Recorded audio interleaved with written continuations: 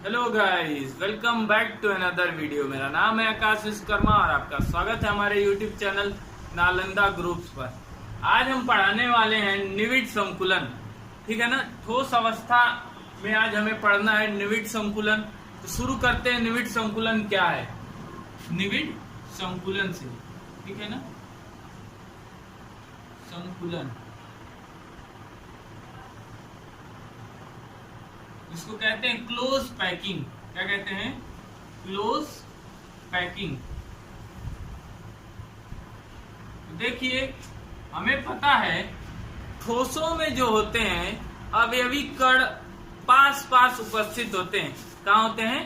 पास पास उपस्थित होते हैं। और इनके पास पास होने की व्यवस्था को ही पढ़ना किसके अंतर्गत आता है? निविड संकुलन आता है। जैसे एक हमने पेटी ले लिया, अब उस पेटी में हम सेब रखते हैं। उस बॉक्स में हम क्या करते हैं? सेब रखते जाते हैं। और सेब को रखते हैं तो किस प्रकार से रखें? इस प्रकार से रखें कि उनके बीच रिक्त स्थान कम से कम हो। इसी व्यवस्था को क्या कहते हैं? निविड संकुलन कहते हैं। तो सेब यहाँ क्या हो गए? अवयवी कण हो गए, परमाणु हो गए।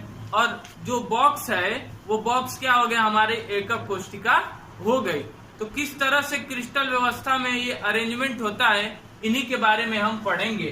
तो निविड संकुलन की बात किया जाए तो 3 प्रकार का होता है। कितने प्रकार का होता है? 3 प्रकार का होता है। ठीक है ना। निविड संकुलन हमारा 3 प्रकार का होता है। एक होता है एक विमीय, एक विमीय, ठीक है ना, 1D। और दूसरा होता है द्विविमीय निविड संकुलन, द्विविमीय निविड संकुलन 2D। और तीसरा आपका होता है त्रिविमीय, त्रिविमीय से कहते हैं 3D। ठीक है ना। एक विमीय निविड संकुलन क्या होता है, जरा समझिए। एक विमीय निविड संकुलन में ये जो अवयवी कण हैं वो एक रेखा के रूप में अरेंज होते हैं। क्या होते हैं? एक रेखा के रूप में अरेंज होते हैं। और कैसे इनका नाम दिया जाता है, जरा समझिएगा। जब हम इनके सेंटर को मिलाते हैं, किसको मिलाते हैं? सेंटर को, केंद्र को मिलाते हैं, तो जो संरचना प्राप्त होती है उसे नाम दे दिया जाता है। जैसे इनके सेंटर को मिलाने पर क्या हो जाता है? एक रेखा प्राप्त हो जाता है। तो इसे रेखीय निविड संकुलन या एक विमीय निविड संकुलन कहते हैं। कैसा कह सकते हैं? रेखीय भी कह सकते हैं। ठीक है ना। ये था एक विमीय निविड संकुलन। अब ध्यान दीजिए, एक और चीज जानना होता है, कोऑर्डिनेशन नंबर, जिसे कहते हैं क्या? उपसह संयोजन संख्या, उपसह संयोजन संख्या, या एक और इसे नाम दिया जाता है समन्वय संख्या, समन्वय संख्या। ठीक है ना। Coordination number, coordination number. अगर बात करें एक विमीय के कोऑर्डिनेशन नंबर की, तो कोऑर्डिनेशन नंबर क्या होता है? साइमल्टेनियसली एक परमाणु को जितने परमाणु छूते हैं उसे उसकी उपसंयोजन संख्या कहते हैं। क्या कहा हमने? एक ही समय में एक परमाणु को जितने भी परमाणु टच करते हैं उसकी संख्या को उपसंयोजन संख्या कहते हैं। जैसे एक हमारा ये परमाणु मान लीजिए, इसकी हमें निकालना है उपसंयोजन संख्या। तो ध्यान दे दीजिए कि कितने परमाणु एक साथ इसको टच कर रहे हैं। तो 2 परमाणु टच कर रहे हैं, एक ये वाला और एक ये। एक ए नाम दे दीजिए, एक बी। तो इसको कितने परमाणु टच कर रहे हैं भाई? एक ए कर रहा है और एक बी कर रहा है, एक ही साथ कर रहे हैं। तो इसे क्या, इसकी उपसंयोजन संख्या क्या हो जाएगी? कोऑर्डिनेशन नंबर इसका हो जाएगा कितना? 2 हो जाएगा। ठीक है ना। तो एक ही समय में एक परमाणु को जितने परमाणु छूते हैं उसकी संख्या को उपसंयोजन संख्या कहते हैं। अब बात करते हैं एक विमीय निविड संकुलन में बस एक ही होता है। बात करते हैं द्विविमीय निविड संकुलन की। तो द्विविमीय निविड संकुलन 2 प्रकार का होता है। एक होता है वर्ग निविड संकुलन। कैसा होता है? वर्ग निविड संकुलन, संकुलन, ठीक है ना, वर्ग निविड संकुलन, या इसे कहते हैं स्क्वायर पैकिंग, स्क्वायर पैकिंग, ठीक है ना, वर्ग निविड संकुलन, स्क्वायर पैकिंग। और दूसरा होता है षटकोणीय, षटकोणीय निविड संकुलन,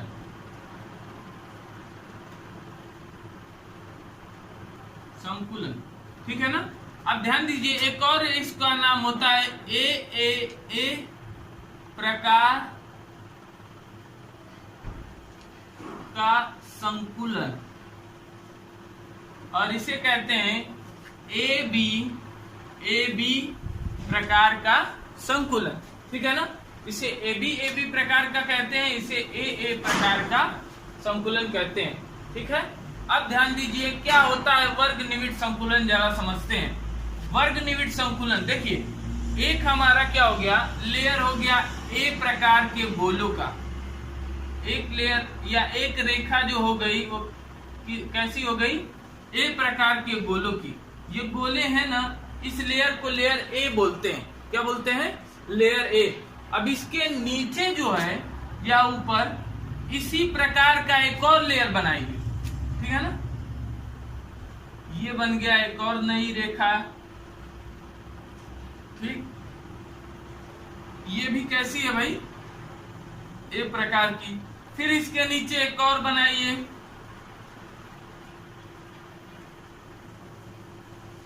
ठीक। अगला भी ए ही बनेगा, ठीक। तो इस प्रकार से बने, इस प्रकार के निविड संकुलन को क्या कहते हैं? ए प्रकार का निविड संकुलन या वर्ग निविड संकुलन कहते हैं। नाम कैसे आया इसका वर्ग? तो देखिए, इस गोले को एक गोले ले लीजिए, ये हमारा गोला हो गया, ठीक। अब इसको एक समय में कितने गोले टच कर रहे हैं भाई? 1 2 3 और 4। इनको मिलाने पर क्या हो रही है? जो आकृति प्राप्त हो रही है वो कैसी है भाई? वर्गाकार है। कैसी है? वर्गाकार है। और वर्गाकार होने के कारण इसका नाम क्या हो गया?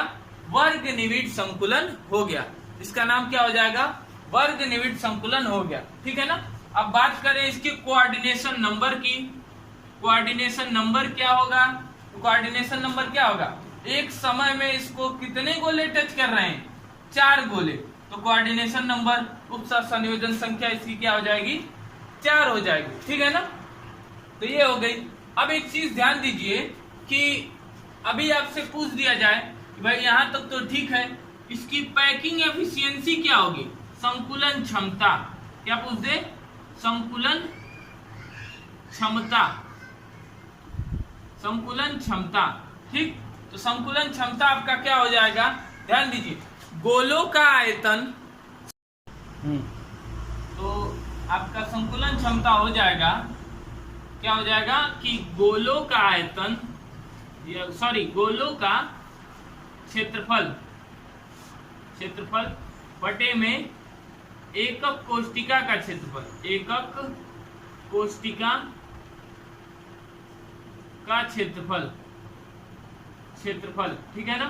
तो ध्यान दीजिए, एक हो गया, ये देखिए, ठीक। ये हमारी यूनिट सेल हो गई और इसमें कितना आ रहा है भाई? 4 गोले आ रहे हैं। कितने गोले आ रहे हैं? 4 गोले। तो 4 गोले आपके ये आ रहे हैं और एक गोले का 1/4 भागी क्रिस्टल के अंदर आएगा, तो 1/4 हो गया, ठीक। और एक गोले का अगर बात किया जाए क्षेत्रफल कितना होता है, तो होता है पाई आर स्क्वायर। कितना होता है? पाई आर स्क्वायर। और एकक कोष्टिका के क्षेत्रफल की बात किया जाए तो ध्यान दीजिए, एकक कोष्टिका का क्षेत्रफल कितना है? तो यहाँ से आपका हो जाएगा ए स्क्वायर, और ए बराबर क्या है? ए बराबर इतना आर प्लस इतना आर, ऊपर का ए बराबर क्या हो जाएगा? 2r हो जाएगा। यहाँ पर हो जाएगा ए स्क्वायर और ए बराबर क्या है? 2r है। ए बराबर क्या हो जाएगा? 2r। जरा समझिए, ये 2 गोले हैं ना, 2 गोले, अब इन्हीं के केंद्रों के बीच की दूरी, ये भुजा की लंबाई है, तो इसकी त्रिज्या r है और इसकी त्रिज्या भी r है, तो ये बराबर आपका क्या हो जाएगा 2r हो जाएगा। तो 4 × 1/4 पाई r square upon a square, तो ये आपका कट जाएगा, एक हो जाएगा, तो पाई r स्क्वायर और 2r का स्क्वायर होगा तो क्या हो जाएगा 4r स्क्वायर, तो ये इससे कट जाएगा, तो आपका हो जाएगा पाई r स्क्वायर, सॉरी पाई बटे में 4 आ गया आपका क्या संकुलन क्षमता। अगर पूछेगा कि संकुलन क्षमता बताइए परसेंटेज में, क्या बताइए परसेंटेज में, तो गुणे 100 कर दीजिएगा, आपका आंसर आ जाएगा। तो ये हो जाएगा कितना 3.14 गुणे 100 और बटे में 4, तो 100 से गुणा होगा तो दशमलव हट जाएगा, तो हो जाएगा 7 चौके 28, 100 को 4 से काट दीजिए 25 हो जाएगा। ठीक 3.14 7 चौके 28 और 28 और फिर बचा 3 और फिर हो जाएगा 8 चौके 32 78 दशमलव फिर 2 बचा 0.5%, ठीक है ना। तो ये आ गई इसकी संकुलन क्षमता कितनी 78.5%। अब बात करते हैं षटकोणीय निविड़ संकुलन की, इसकी बात करते हैं षटकोणीय निविड़ संकुलन की। तो इसका एक और नाम है क्या एबी प्रकार का संकुलन, क्या है एबी प्रकार का निविड़ संकुलन, ठीक। तो क्यों इसे कहते हैं जरा समझिए, ये हमारा ए परत हो गया, ए परत हो गया, अब ए परत के ये गोले हो गए। अब ध्यान दीजिए षटकोणीय में क्या हुआ कि वर्ग निविड़ संकुलन में ये गैप ज्यादा बन जाते थे, ये रिक्तियां जो थी वो ज्यादा बन जाती थी, ठीक। अब इन रिक्तियों को कम करने के लिए क्या किया गया कि इनके गड्ढों में एक नई परत डाली गई, ठीक है ना। अगली परत को क्या किया गया इनके गड्ढों में बनाया गया, ठीक है ना, इनके गड्ढों में बनाया गया। अब इनके गड्ढों में बनाने की वजह से क्या होता है कि ये नई प्रकार की परत हो गई, तो इसे कहते हैं बी प्रकार की परत, ठीक। अब देखिए इसमें भी ये रिक्तियां हैं, इनको भरने के लिए क्या करते हैं अगली परत ए के पैरेलल बना देते हैं, ठीक है ना, ए के पैरेलल बना देते हैं, तो अगली परत बिल्कुल ए की तरह ही हो जाएगी, ठीक। और ए की तरह होने की वजह से क्या हो गया कि ये इसके गड्ढे में बन गए, तो ये हो गया ए परत। फिर बी परत आपका आ जाएगा इनके गड्ढों में। तो इस प्रकार के पैकिंग को क्या कहते हैं षटकोणीय निविड़ संकुलन या द्विविमीय षटकोणीय निविड़ संकुलन कहते हैं। अगर बात करें तो देखिए एक गोला ले लीजिए, इस गोले को हमने लिया, अब इस गोले को टच करने वाले गोलों के केंद्रों को मिलाते हैं, हमने केंद्रों को मिलाया, मिलाने पर कैसी रेखा प्राप्त हुई भाई, कैसा स्ट्रक्चर प्राप्त हुआ षटकोण के आकार का स्ट्रक्चर प्राप्त हुआ, ठीक है ना। इसलिए इसको नाम दिया गया किसको, क्या कौन सा संकुलन षटकोणीय निविड़ संकुलन कहा गया है, ठीक है ना। कोऑर्डिनेशन नंबर क्या होता है भाई इसका उप संयोजन संख्या, संयोजन संख्या, ठीक। तो होता है इसका उप संयोजन संख्या क्या, एक समय में कितने गोले टच कर रहे हैं 6 टच कर रहे हैं, तो उप संयोजन संख्या इसका क्या हो गया 6 हो जाता है, ठीक है ना। और बात करें रिक्ति कौन सी बनती है इसमें, रिक्ति तो इसमें त्रिकोणीय रिक्ति बनती है। कैसी रिक्ति बनती है त्रिकोणीय, देखेंगे त्रिकोण के आकार का रिक्ति बन रही है, ठीक। ए लेयर में यह रिक्ति का शीर्ष ऊपर के तरफ है और बी में क्या है नीचे के तरफ है, ठीक है ना। तो इस तरह से यहाँ की एक रिक्ति बन गई ऐसे, फिर यहाँ पर बन रही है ऐसे, ठीक है ना। तो ये रिक्तियां बनती हैं, कैसी रिक्ति बनती है त्रिकोणीय रिक्ति बनती है, ठीक है। तो ये था हमारा षटकोणीय निविड़ संकुलन, ठीक। फिलहाल के लिए अगर बात करें इसके पैकिंग एफिशिएंसी की, ध्यान दीजिए संकुलन क्षमता की, ठीक। तो संकुलन क्षमता यहाँ देख लेते हैं किसका षटकोणीय वाले का। तो षटकोणीय का पैकिंग एफिशिएंसी क्या हो जाएगा इसका षटकोणीय निविड़ संकुलन HCP hexagonal close packing, HCP का क्या देखेंगे पैकिंग एफिशिएंसी, संकुलन क्षमता कितनी होती है। तो बात करते हैं, ध्यान दीजिए गोलों का क्षेत्रफल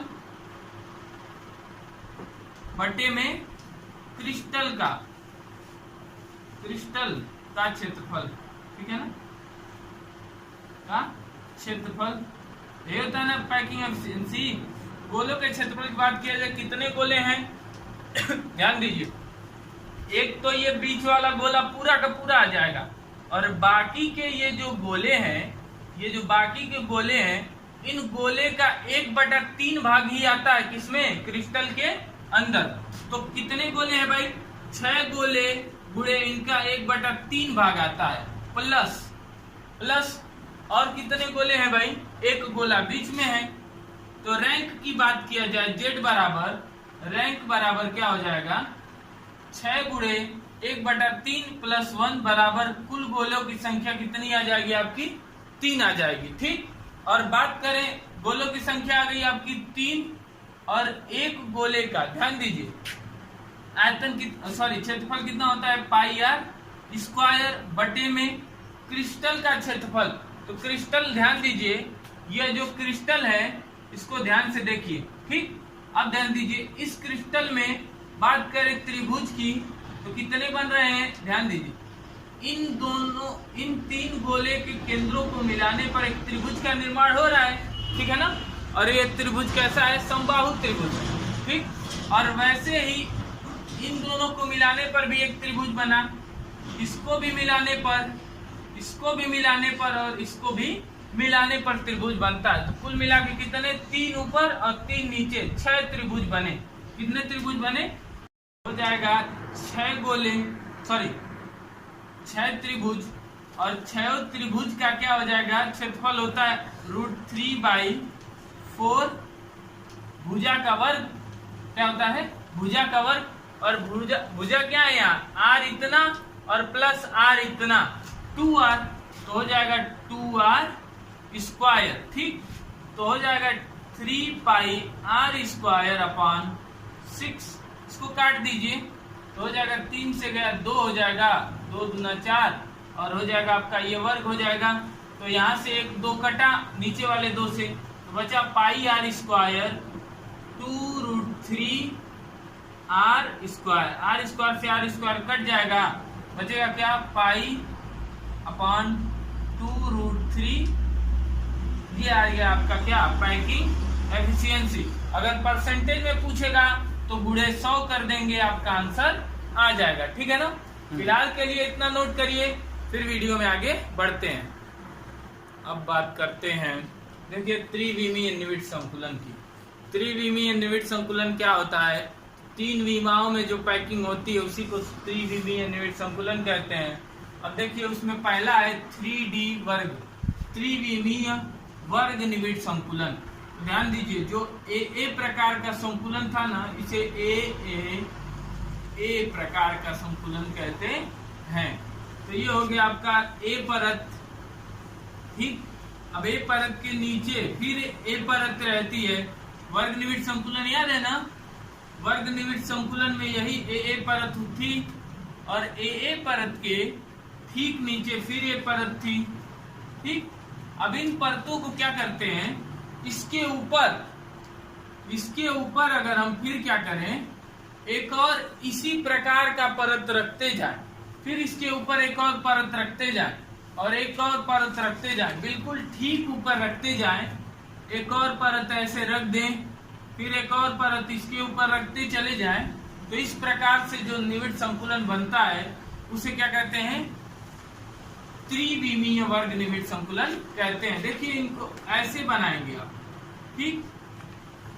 जब बनाएंगे इनको, ठीक है ना, तो ये घन के आकार के बनेंगे। कैसे बनेंगे भाई, घन के आकार के बनेंगे, ठीक है ना, घन के आकार के बनेंगे, ठीक। तो इसमें क्या आता है, इसमें आपका कोऑर्डिनेशन नंबर कितना होगा, 6 होगा, ठीक है ना। कोऑर्डिनेशन नंबर क्या होगा, 6 होगा, क्योंकि घन के एक फलक में अधिकतम कितने जो है पार्टिकल छूते हैं, कितने छूते हैं, 6 छूते हैं। तो कोऑर्डिनेशन नंबर इनका क्या हो जाएगा, एक कण का 6 हो जाएगा, ठीक। और अगर बात किया जाए तो इसके अंतर्गत एक एकक कोशिका आती है, कौन? आद्य केंद्रित। कौन सी एकक कोशिका आती है? आद्य केंद्रित, ठीक है ना, आद्य केंद्रित घन एकक कोशिका आती है। इस चीज को याद रखिएगा, ठीक है ना। अब बात करते हैं षटकोणीय की, इसकी बात करेंगे षटकोणीय निविड़ संकुलन की। षटकोणीय निविड़ संकुलन में क्या था, ध्यान दीजिए, ये परत ए था, 2D की बात कर रहे हैं अभी फिलहाल, और इसके ऊपर परत बी, ठीक, थोड़ा सा बनाते हैं, देखिए परत ए था और ए परत के बीच ये परत बी बनाया गया था, ठीक है ना। और परत बी बनाने पर ध्यान दीजिए यहाँ पर एक रिक्ति है, यहाँ पे क्या है, त्रिकोणीय रिक्तियां हैं। अब इन रिक्तियों को खत्म करना था। पैकिंग में क्या करते हैं, कम से कम जगह खाली स्थान हो, इस चीज का ध्यान देना है। तो उसके लिए हम क्या करते हैं, त्रिविमीय षटकोणीय निविड़ संकुलन करते हैं, ठीक है ना। तो क्या करेंगे, ये जो गैप है, ये जो गोले के पास ये रिक्त स्थान है, इन पर एक गोला रखते हैं। क्या करते हैं, गोला रखते हैं। फिर अगले पर एक गोला रखेंगे और इस पर भी एक गोला रखेंगे, ठीक है ना। तो इस प्रकार से ये जो था आपका 3 गोले, ठीक, इस पर क्या हुआ, 3 और नए गोले आ गए, ठीक है ना, 3 और नए गोले आ गए। तो इस प्रकार का जो निविड़ संकुलन होता है उसे त्रिविमीय षटकोणीय निविड़ संकुलन कहते हैं। जरा ध्यान दीजिए कैसा इनका स्ट्रक्चर होता है, बनाते हैं, जरा देखिएगा, ठीक। ये हो गए आपके परमाणु, और फिर इसके नीचे 3 अन्य परमाणु होंगे, ठीक है ना। ये पूरी तरह से क्रिस्टल के अंदर आ जाएंगे। और फिर इसके बाद जो है 6, फिर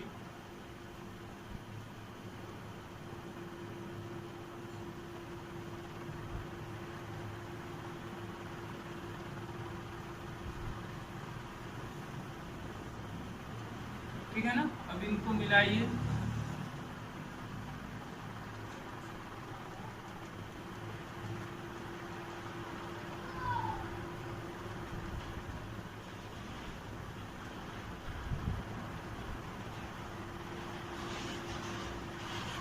ठीक। तो इस निविड़ संकुलन को क्या कहते हैं, एक एक पार्टिकल बीच में रहेंगे, षटकोणीय घन निविड़ संकुलन कहते हैं, सॉरी त्रिविमीय षटकोणीय निविड़ संकुलन कहते हैं, ठीक। अब ध्यान दीजिए, अगर बात करें कोऑर्डिनेशन नंबर की, उपसह संयोजन संख्या की, तो इसकी उपसह संयोजन संख्या याद कर लीजिए कितनी होती है, 12 होती है। कितनी होती है, 12 होती है, ठीक है ना। एक कण को अधिकतम कितने कण छूते हैं भाई, 12 कण। कि कितने गोले इसमें होते हैं, तो ध्यान दीजिए इसमें गोले कितने होते हैं या कितने परमाणु होते हैं। कोऑर्डिनेशन नंबर इसका हो गया कितना, 12 हो गए ना। और अगर बात किया जाए कि एक परमाणु को कितने छूते हैं, तो वो 12 हो गए। अब ध्यान दीजिए, अगर बात करें गोलों की संख्या या परमाणुओं की संख्या या रैंक, Z बराबर क्या होगा, तो कितना हो जाएगा बताइए, 6 ऊपर हो गए और 6 नीचे हो गए, तो 6 कुल मिला के हो गए 12 परमाणु हैं। और 12 परमाणु में से एक परमाणु का 1/6 भागी, कितना, 1/6 भागी हमारे क्रिस्टल के अंदर आता है। प्लस ये 2 परमाणु जो हैं ऊपर नीचे, इनका आधा भाग आता है, तो 2 × 1/2, और ये 3 तो पूरे एकक कोशिका के अंदर आ जाते हैं। तो हो गया कितना, यहाँ से 2 हो गया, यहाँ से 1 हो गया, तो कुल मिलाकर Z इनका कितना आया, 6। तो इसका रैंक कितना है भाई, 6 आ गया, ठीक है ना। और पैकिंग एफिशिएंसी की बात किया जाए, संकुलन क्षमता, तो इसका भी होता है 74%। ये याद करिएगा।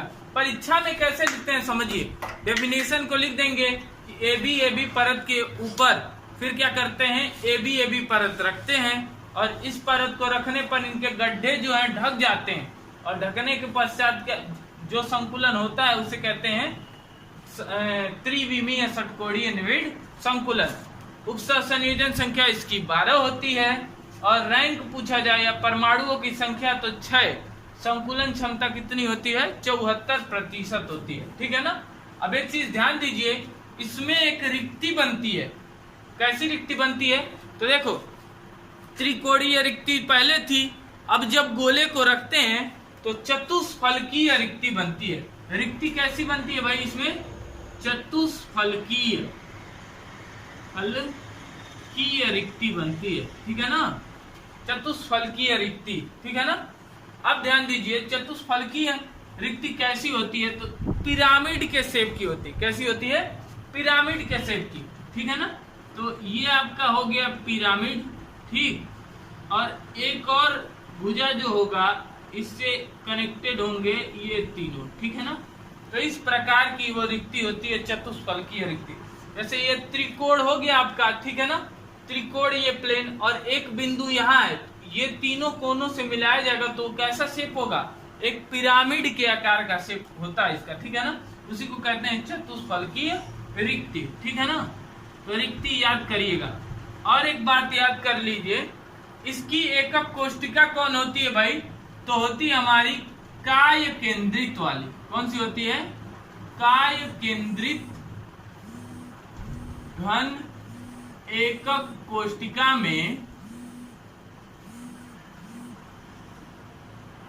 में षटकोणीय निविड़ संकुलन होता है। ठीक है ना।